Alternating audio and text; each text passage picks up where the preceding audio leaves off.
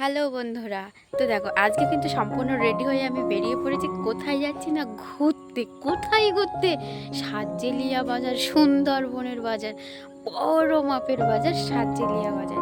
তো চলো সাতজেলিয়া বাজারে গিয়ে আজকে তোমাদের সবটা দেখাবো। ওখানে কেমন বাজার বসেছে, কেমন কত লোকজন হয়, আর কত মানুষের আনাগোনা, সবটা তোমাদের আজকে দেখাবো। তো চলো যাওয়া যাক। এখনকার মতো এই পর্যন্ত। তো বন্ধুরা, অনুপ্রশান্ত ব্লগে তোমাদের সবাইকে ওয়েলকাম। তো দেখো প্রতিদিনের মতো আজ চলে আসলাম কিন্তু ডেলি ব্লগ ভিডিও নিয়ে তোমাদের সাথে কিছু গল্প করতে। তো ফাইনালি দেখো রেডি হয়ে বেরিয়ে পড়েছি বর্মশাইকে নিয়ে। আর দেখো যেতে যেতে আমার যে জিনিসটা সব থেকে বেশি পছন্দের, এই মনোরম দৃশ্য দেখতে পাচ্ছ, এটা কিন্তু আমার ভীষণই ভালো লাগে। আর এই জন্যই কিন্তু আমি গ্রামকে ভালোবাসি। শুধু গ্রামকে আমি এই কারণে ভালোবাসি না, ভালোবাসি সব দিক থেকে। দেখো কতটা সৌন্দর্যময় চারিদিকে। দেখো একটা সময় ছিল ফসলে ভরা, এখন দেখো সবুজ সবুজ ছোট্ট ছোট্ট চারা গাছ। ঠিক আর কয়েকটা দিন পরে দেখবে কি সুন্দর চারা গাছ থেকে ধান ফুলে বেরিয়েছে, মাঠে পুরো শস্য ক্ষেত। এই জন্য কিন্তু ভীষণ একটা মনোরম দৃশ্য। আর এই যে বিকালের আবহাওয়া, এই যে ওয়েদার, হাওয়া হালকা হালকা, হাওয়া হালকা হালকা, রৌদ্র, এই কত সুন্দর পাখি উড়ে যাচ্ছে।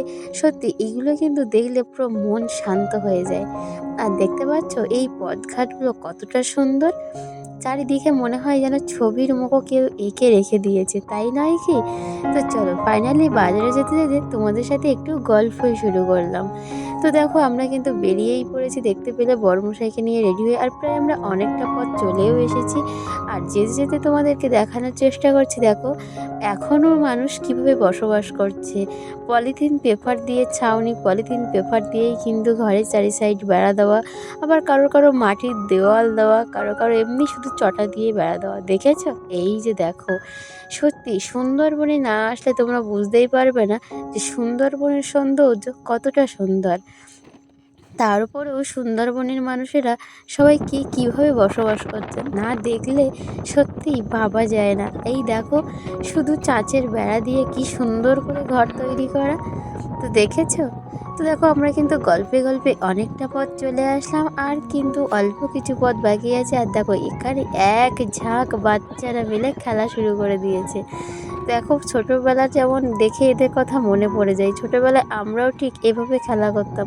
কোথায় যেন দিনগুলো হারিয়ে গেছে, ঠিক যেন বুঝতেই পারি না। এখনকার বাচ্চা দেখো কি সুন্দর সবাই মিলে একসাথে হয়ে মাঠে খেলা করছে।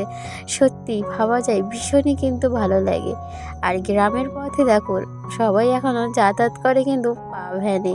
দেখতে পাচ্ছ সবাই বাজারে যাচ্ছে বাজার করতে, কিন্তু এখনও পা ভ্যান চালিয়ে। এদিকে মানুষের জীবনযাপন সম্পূর্ণটা অন্য রকম। তো দেখো কথা বলতে বলতে ফাইনালি পৌঁছে গেলাম বাজারে। আর বাজারের ভিতরে ঢুকতে হবে কিন্তু এখান থেকেই। তো ফার্স্টে আমরা চলে আসলাম নদীর কাছে। আর এসে দেখছি এই পাশে দেখো কত বোট চলে এসেছে, কত নৌকা চলে এসেছে। তো আমরা একটু কিছু সময় এখানে টাইম এক্সপেক্ট করলাম, কেননা এখানকার দৃশ্যটা আমার বেশ ভালো লাগছিল। দেখো এদিকে কি বড় বড় ভ্যাসাল যাচ্ছে, আর এগুলো কিন্তু বাংলাদেশের। এটা দেখে আমার ভীষণই ভালো লেগেছে। তো দেখো তারপরে আমরা চলে আসলাম ভেতরের দিকে। আর এখানে দেখো এটা হচ্ছে ডিম বিক্রি করার জায়গা, মানে হাঁস মুরগির ডিম, মানে কেনা যারা কিনবে, যারা বিক্রি করবে তারা বিক্রি করবে। তো আমরা এমনি সাধারণত যারা মানে ডিম কিনে খায় তারা কিন্তু এখান থেকে নিয়ে যায়।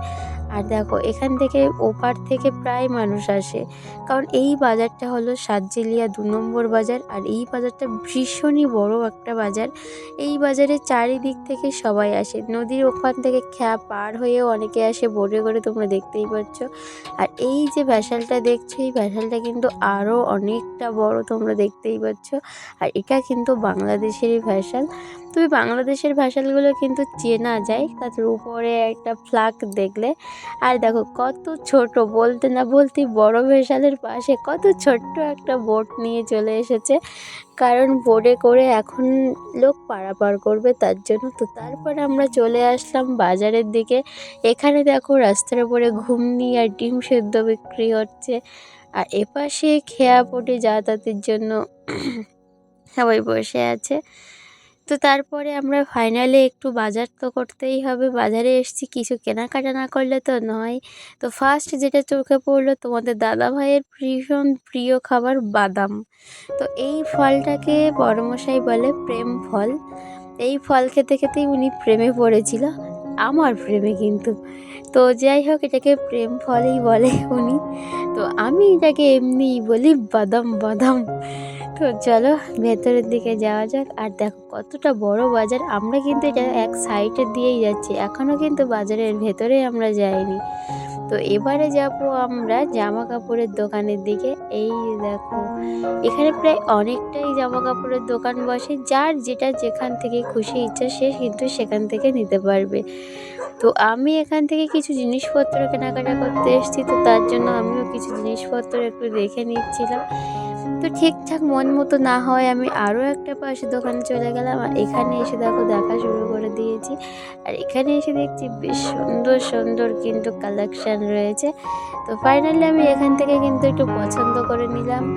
তো নেওয়ার পরে কেনাকাটার পরে আরও এপাশে চলে আসলাম। তো মেয়েদের কেনাকাটা তো কখনো তো শেষ হয়ই না, এটা তোমরা জানো। আর আমরা মেয়েরা যেটা দেখি সেটাই আমাদের পছন্দ হয়, মানে এক কথায় বলতে গেলে বাঁশবাগানে বাঁশ ফেলকি, এরকম একটা বিষয়। তো আমার মতো এরকম কে কে আছে একটু কমেন্টে জানিও, তা না হলে আমার মনে হবে আমি একমাত্রই এরকম আছি। তবে আমি একমাত্র না, এটা প্রত্যেকটা মেয়েরা এরকম, যে যেটা দেখবে পছন্দ হবেই, আর পছন্দ হলে সেটা নিতেই হবে, না নেওয়া পর্যন্ত মন স্থির থাকবে না। তো বন্ধুরা তোমরা তাহলে দেখতে থাকো। দেখো তারপরে চলে আসলাম ফল বাজারে। আমি তাহলে আর ভিডিওটি বেশি বড় করছি না, এখানেই শেষ করছি। সবাই ভালো থেকো, টাটা। আর ভালো লাগলে অবশ্যই লাইক করো, কমেন্ট করো।